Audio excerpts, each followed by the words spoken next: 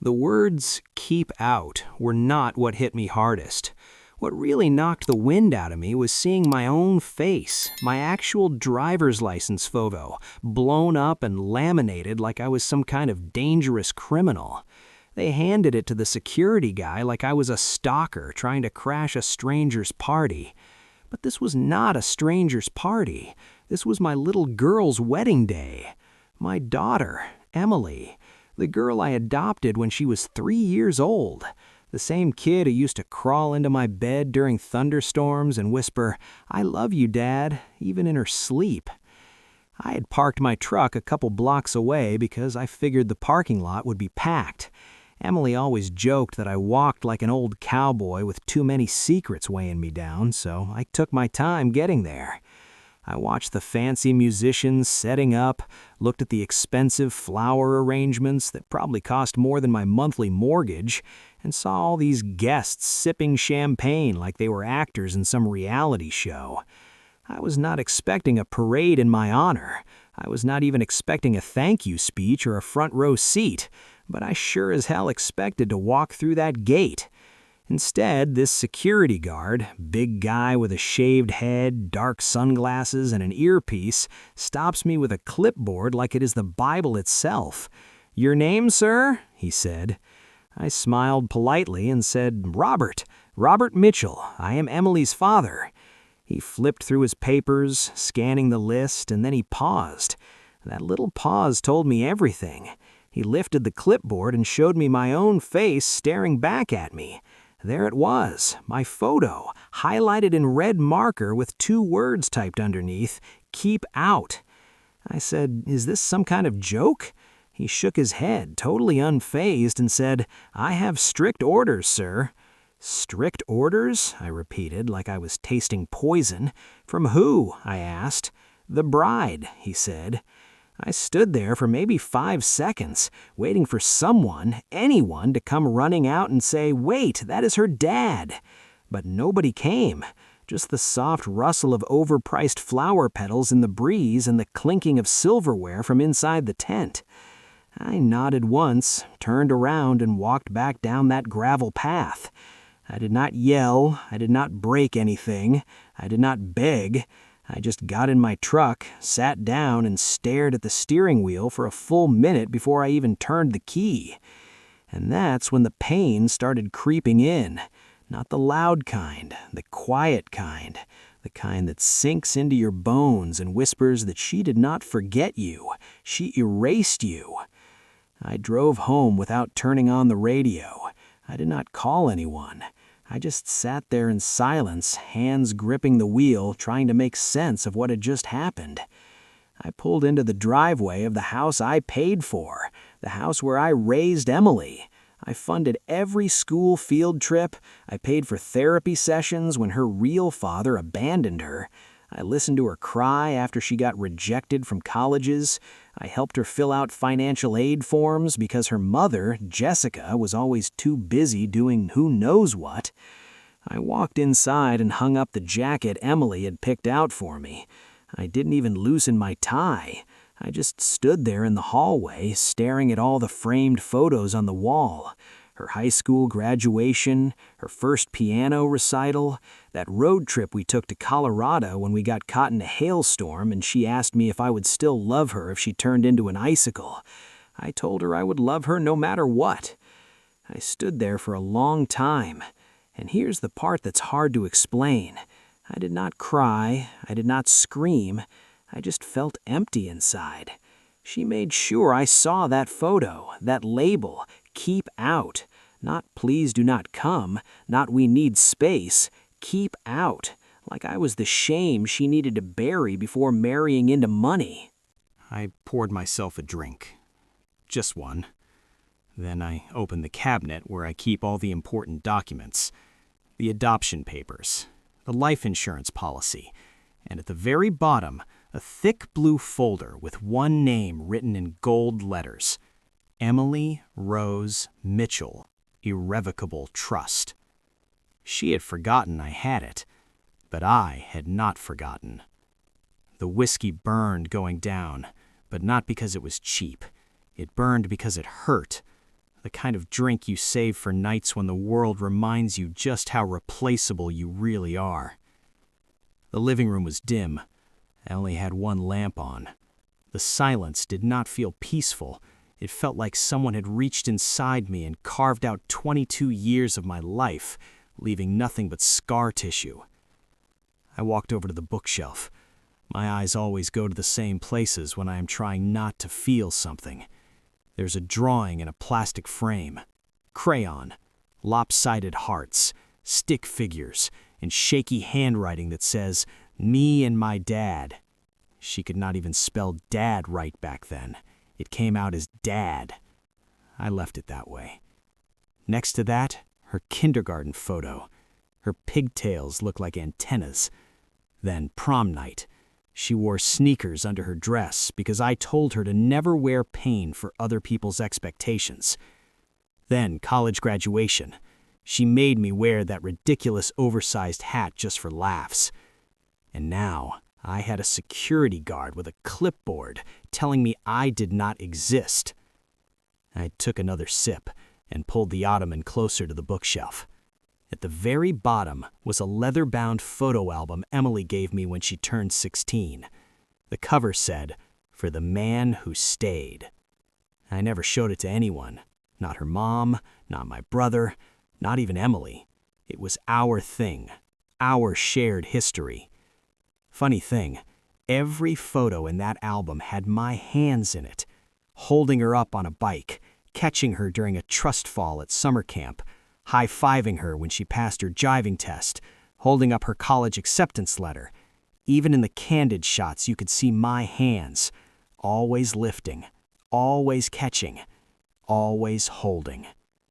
But apparently, not welcome anymore.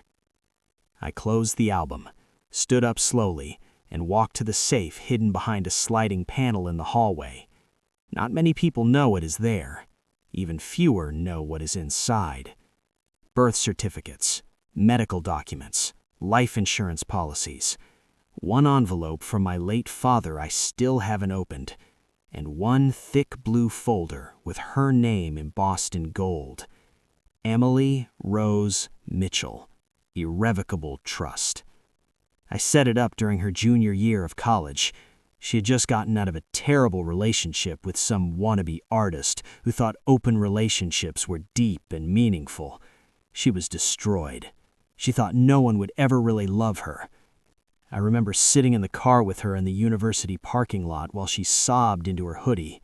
She said, "I just want to feel safe for once, Dad." So, I made it official. I created a trust that would guarantee she would never need anyone's charity, including mine. College loans, paid. Graduate school, covered. First condo, signed over in her name. She cried when I handed her the documents. And now, suddenly, I was the one standing outside her new life like a stranger with bad intentions. But here's the thing. She forgot, and maybe her mother forgot too. Irrevocable does not mean untouchable. It means strategic. The structure of the trust gave her full benefit of all the assets, but, and this is the part Jessica conveniently never paid attention to, any act deemed willfully injurious to the grantor opens a revision clause, especially if it occurs before the marital milestone that officially severs dependency.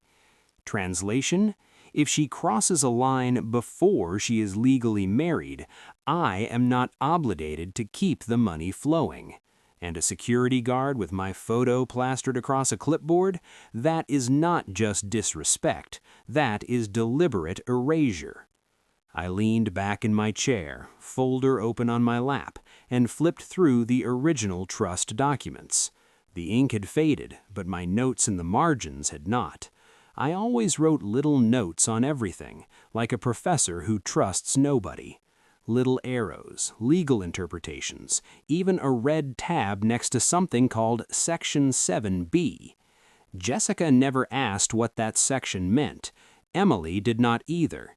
But I remember exactly what my lawyer said when we wrote it up. He said, "If this clause is ever used, it means she has chosen a new family, and they can have the financial responsibility too." It was not meant as a threat, it was meant as a boundary, and now it felt like a lit fuse. I closed the folder gently and locked it back inside the safe, not out of fear, out of timing. I was not going to retaliate, not yet.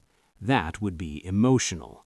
This needed to be surgical, because sometimes the best way to be heard is to say absolutely nothing and wait for the silence to do the talking.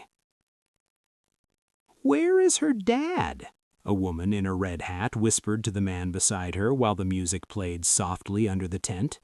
It was not loud, barely audible over the clinking glasses and fake laughter, but William heard it. William always heard the things no one wanted said out loud.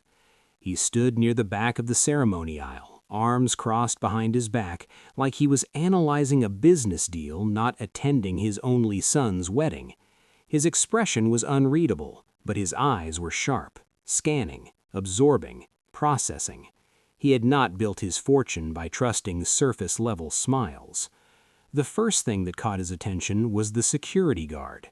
Not just any security guard, but a private firm guy, earpiece, clipboard, mirrored sunglasses even in the shade, a hired wall of silence. Strange for a wedding of this size, even stranger that the groom's father had not been informed. He leaned slightly toward the groom's mother and said, "Linda, did you know they hired security?" She blinked and said, "No, I thought you did." He did not respond, just made a mental note. Red flag number 1. Then came the second thing, the empty chair in the front row, family side. It was not just empty, it was clearly meant for someone important. A single white rose rested on the seat. William had attended enough weddings to know that was not a tribute. It was a placeholder, a last-minute apology to a guest who had mysteriously vanished. Emily, the bride, stood at the far end of the tent, smiling stiffly for photos while her makeup artist blotted away sweat with clinical urgency. William studied her body language, tense, distracted. Her smile did not reach her eyes. She was not glowing, she was managing. Something was off. Then Jessica emerged, all champagne and nerves, doing what she did best, offering cover stories wrapped in a bow, of lies. "He's sick," she told one guest. "He had a last-minute work conflict," she told another. "He's watching on a live stream," she added with a chuckle to the photographer. Too many versions, too fast. A rookie mistake. William watched Jessica like he watched competitors pitch half-truths across a boardroom. She was smooth, but not smart. He caught her eye once. She raised a glass and smiled too wide. He did not return it. Instead, he walked calmly to the side garden, pulled out his phone, and made a call. "Margaret," he said to his assistant, "bride's last name is Mitchell. Her mother is Jessica. I want everything. Full background, real time. You have 4 hours." Margaret did not ask why. Margaret never asked why. William slipped the phone back into his jacket and returned to the venue, but he did not rejoin the guests. He stood just near the tent's entrance, watching the security guard, clipboard still in hand. Every guest was waved through casually, but William noticed the clipboard had 3 pages. Thick. Far too thick for a wedding guest list of fewer than 100 people. He made his way over and said, "Excuse me." The guard straightened up. "Do you work for the venue or the family?" William asked. "The family," the guard said. "Which side?" William asked. The guard hesitated and said, "Brides." William nodded once and said, "Who authorized your assignment?" "I was contracted through Vanguard Security. All instructions came from the bride's mother," the guard said. "Did they give you specific targets?" William asked. The guard did not answer immediately. William stepped in a fraction closer and said, "I am not asking as a guest. I am asking as someone who will own part of that security firm by Monday if I feel like it." The guard blinked and said, "One individual was flagged, denied access." "Who?" William asked. "I cannot say," the guard said. "Did the man try to enter?" William asked. The guard hesitated again and said, "Yes, briefly." "And he left peacefully?" William asked. "Yes," the guard said. "What did he look like?" William asked. The guard's eyes flicked down, as if remembering, and said, "Tall, gray hair, black suit. Looked like he might have been her father, honestly." William did not say anything. He just turned and walked back inside the tent. He no longer saw a wedding. He saw a deal with concealed terms, and he never signed deals without reading the fine print. The documents arrived as a secured PDF in William's inbox precisely 1 hour and 42 minutes after his call. Margaret never missed a deadline. He opened the file while sitting in the groom's lounge. The noise of the wedding buzzed outside the double doors. Muffled laughter, clinking glasses, the violinist over-practicing Pachelbel's canon like his life depended on it. None of it mattered. What mattered was on the screen. First, Emily Mitchell. No biological father listed on the birth certificate. Not unusual. What struck him was the next section. A legal adoption finalized in 2003. The adoptive father, Robert Mitchell. Same last name, same man who, according to the facial recognition tool Margaret ran on venue security footage, had been denied entry at the gate just 3 hours ago. Second, education history. Tuition for the University of Illinois, both undergraduate and graduate school, paid in full from a private 529 fund. Owner, Robert Mitchell. William scrolled further. Apartment leases co-signed by Robert. Credit card co-signer on her First American Express. A vehicle title. A dental surgery claim covered by his insurance policy. Even the venue they were standing in was booked under a business account registered to Mitchell Design and Property Solutions, LLC. Principal agent, Robert Mitchell. Third, the kicker. An irrevocable trust filed 3 years ago. Beneficiary, Emily Rose Mitchell. Originating funds, Robert Mitchell. But then he opened the guest list. No Robert Mitchell. No father of the bride. No seating assigned for anyone with his last name. The family table had 3 names: Jessica, Emily's godmother, and her cousin. He opened the family itinerary Jessica had submitted to the wedding planner. All RSVPs cross-checked, all hotels booked. One notable name excluded across all logistics. It was not an oversight. It was a purge. William found Jessica alone by the bar, swirling a second glass of white wine with that practiced poise she had perfected over the years, the kind of woman who made social climbing look like ballet. She did not see him coming. "Jessica," William said coolly as he stepped beside her. She turned, startled, then recovered fast and said, "William, everything okay? Is the lighting too harsh in the tent? I can talk to the planner."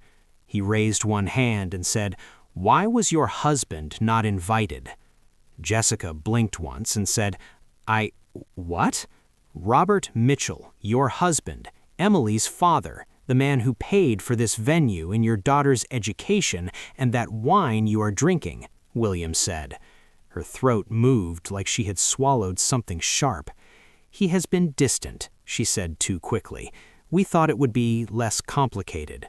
"We," William echoed, like he was testing the weight of the word. "You and Emily?" She hesitated and said, "It has been a tense year. Things got strained. He can be sensitive." "Sensitive," William said flatly. "Is that the word we are going with?" He tilted his head slightly, watching her squirm, and said, "You removed him from the guest list? You signed off on security to bar him from the entrance. You made your daughter's father, the financial spine of this entire day, into a non-person, and you thought no one would notice." Jessica's laugh was brittle now, and she said, "I think this is being blown a little out of proportion." "No," William interrupted. "What is out of proportion is that your entire wedding plan is built on a man's generosity, while simultaneously pretending he does not exist." Jessica went pale. Her hand tightened around the wineglass, knuckles whitening. He leaned in slightly, lowering his voice, but making sure every syllable hit with precision, and said, "You do not erase the man who built the foundation and expect the house to stand. That is not just cruel, that is stupid." Her lips parted, maybe to protest, maybe to plead, but he had already turned and walked away mid-sentence. It started with a single sentence. "This wedding is suspended. Effective immediately," William said. He did not raise his voice. He did not need to. The weight of the words did the work for him. The officiant's mouth opened slightly mid-prayer. The string quartet faltered mid-note. Someone in the third row gasped audibly. A glass clinked to the ground somewhere behind them. Emily, standing near the floral arch in her designer gown, lace-trimmed and backless, the one Jessica swore would cement the image of elegance, blinked like she had just come out of anesthesia. "Wait, what? What do you mean suspended?" William did not flinch and said, "Exactly what it sounds like." The groom, his son, Kevin, had not moved. His face said he was not sure whether this was an intervention, an ambush, or some cruel rehearsal stunt. But William was not looking at him. He was staring directly at Emily. "I would like you, the officiant, and your mother to join me by the side tent, now," William said. "No," Emily said, laughing awkwardly. "No, we are not doing this. What is this?"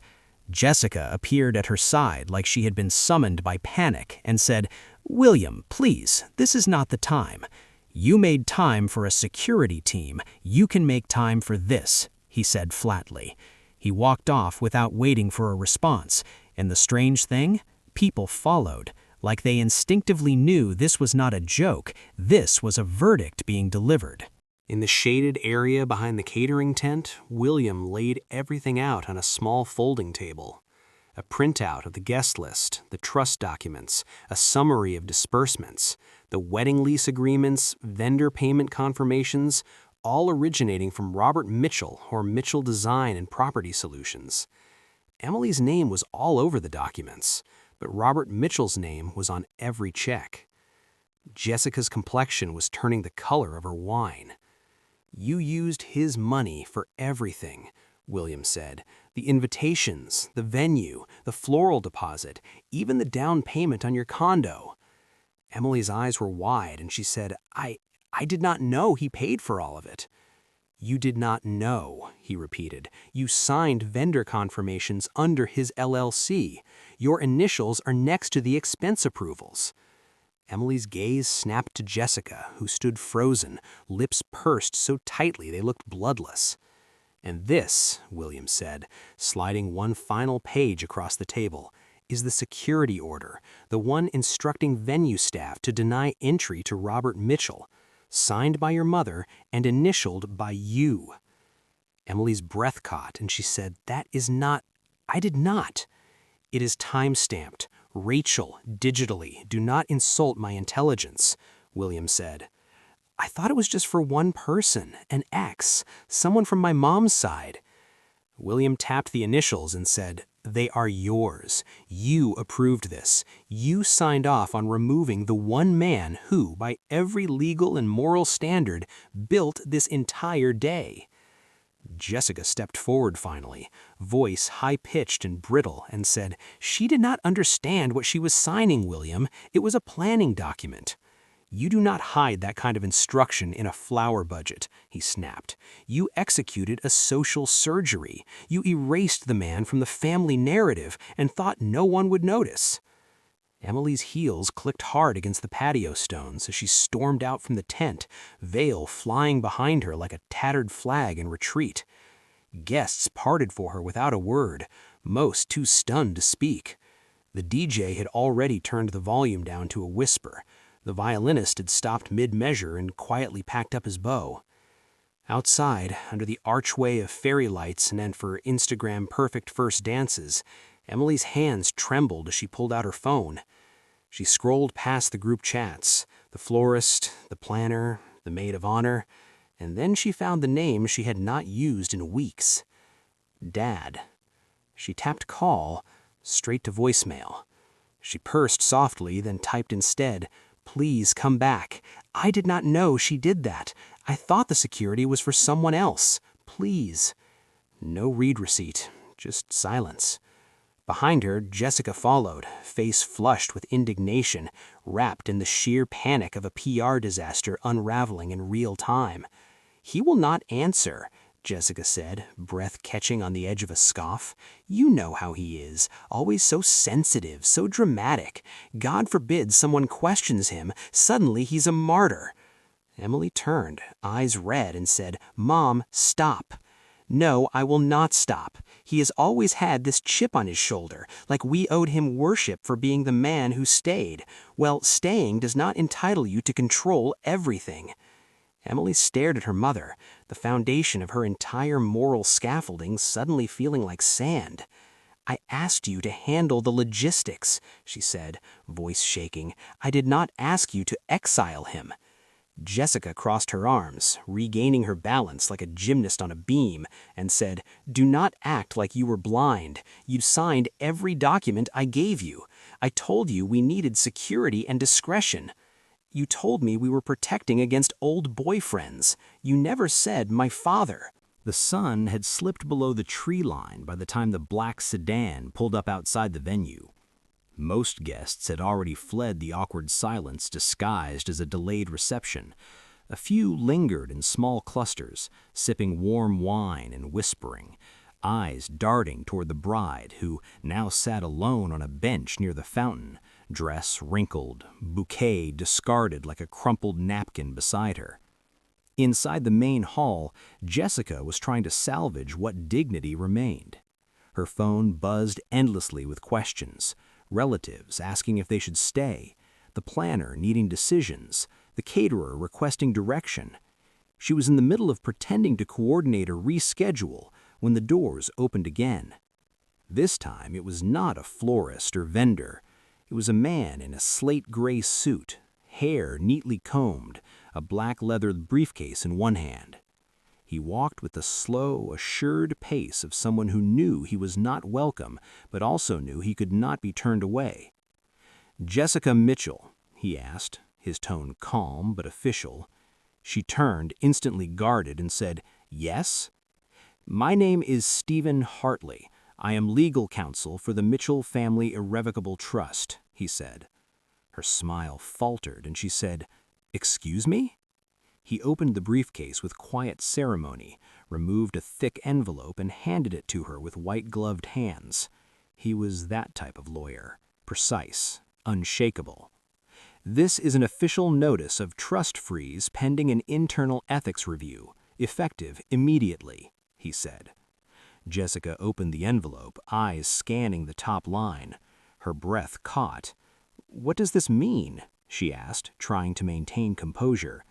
"It means," he said, "that all current and future disbursements to Emily Rose Mitchell have been paused. Retroactive expenses related to today's event will be audited.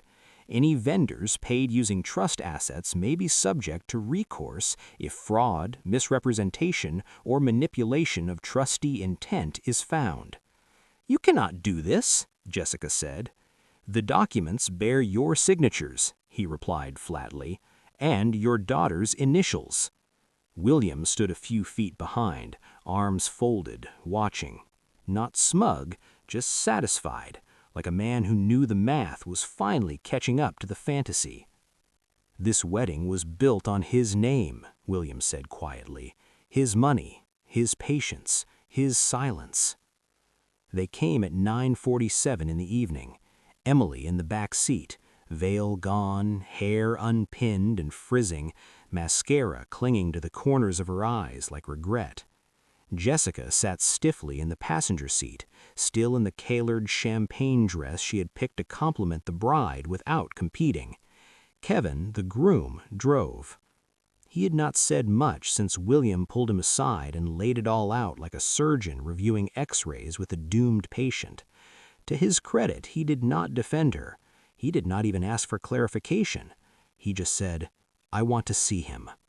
And so they came to the house with the brick mailbox, the wind chimes made of copper pipes Emily gave me on Father's Day when she was 9, the porch swing we painted together one summer with leftover paint and a cheap brush from the hardware store. The house where I lived, not them, not anymore. The driveway was empty except for my pickup parked in its usual place beneath the sycamore tree. Lights off, curtains drawn, still as if the house itself was holding its breath. Emily bolted out first, heels clacking against the pavement. She ran to the door and knocked hard, then again louder. "Dad," she called, voice cracking, "please, just talk to me. I did not know she signed it. I did not know the trust would be frozen. I did not mean for any of this." Nothing. She rang the bell once, twice. Jessica joined her reluctantly, arms folded, and said, "Robert, stop this. You have made your point. Do not humiliate us further." William stood at a distance near the car, watching like a man at a funeral he never expected to attend. Inside, I sat in the living room with the lights off, a mug of coffee cradled in both hands. Not whiskey, not scotch, just plain black coffee. There was something about the warmth of it, steady and grounding, that felt more powerful than alcohol ever could. My phone buzzed on the side table. One buzz, then another, then a third. I ignored the first two. The third came from William. I answered. "They're at your door," William said calmly. "All three, just like I told you they would be." I said nothing. William waited a beat, then added, "Do not answer it." Still silent, I stared across the room at the bookcase, the one with the framed drawing in crayon. Me and Dad. The ink had faded slightly over the years, but the scribbled heart still glowed like a warning flare in the dark. "She is sobbing," William continued, "but make no mistake, this is not contrition, it is salvage. They are not here to apologize, they are here to rewind, to make it look like today didn't happen." I nodded slowly and said, "I know." Outside, the knocking continued. "Please, Dad," Emily said, voice cracking.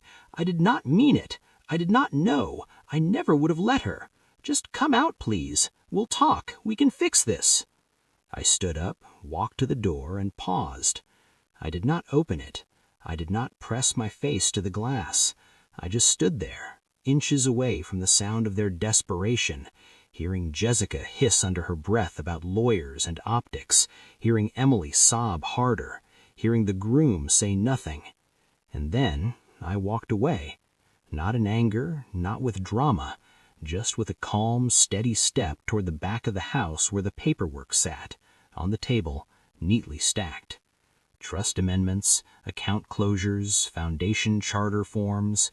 No lawyers, no courtroom, just pens and facts.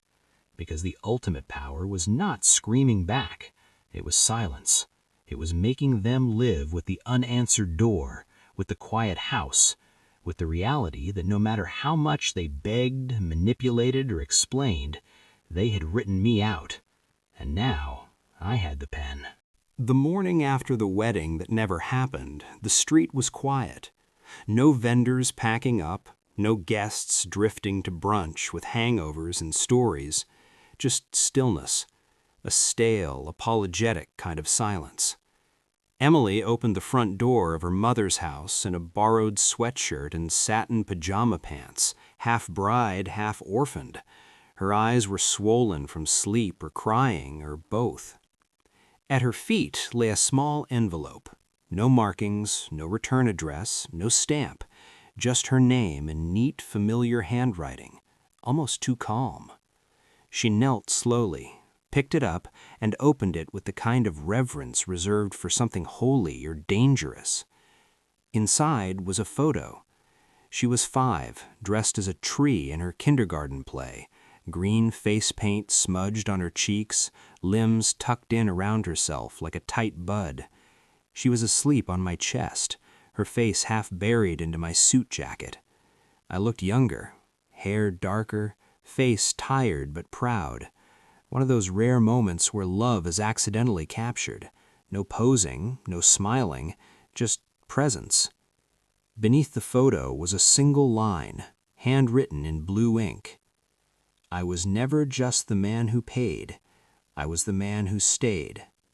No signature. She stood there barefoot on the cold porch, fingers gripping the paper like a lifeline, and then she crumbled, the kind of collapse that does not come with wails or slaps to the chest, just a slow descent to the ground, forehead pressed to the step, as though maybe, just maybe, the concrete could absorb the shame and send back time in return.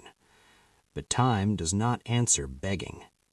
Inside my home, I sat at the dining table where the morning sun filtered in soft and golden across my papers.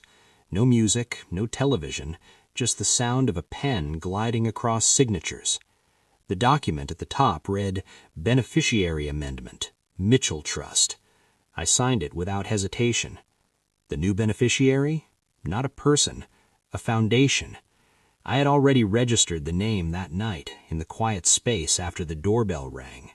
The Stay Project, a nonprofit for forgotten fathers, for the men who taught daughters to drive, who bandaged knees, who paid for wisdom teeth and clarinets and late-night pizza during exam week, and who were eventually left off the guest list without explanation, for the men whose loyalty was mistaken for servitude. I had no illusions of a movie ending, no belief that she would come running with apologies or promises or even understanding. I was not bitter. I was not vengeful. I was done. And somehow that felt cleaner than rage. On the final page, just above the notary line, I wrote one extra sentence in the margin, a note not for Emily, not for Jessica, not for the lawyers, just for myself.